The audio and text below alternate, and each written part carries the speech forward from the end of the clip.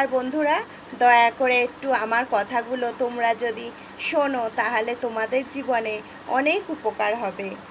আমাদের রাগ যে কেবলমাত্র পবিত্র আত্মাকে দুঃখার্ত করে তাই নয়, কিন্তু সদাপ্রভু চান আমরা যেন একে অপরকে ভালোবাসি, যেহেতু তিনি জানেন যে এটা নেতিবাচকভাবে আমাদের মধ্যে প্রভাব ফেলে, আর তাই তিনি চান আমরা যেন স্বাধীনভাবে জীবনযাপন করি। আমাদের সদাপ্রভুর অনুকারী হতে হবে।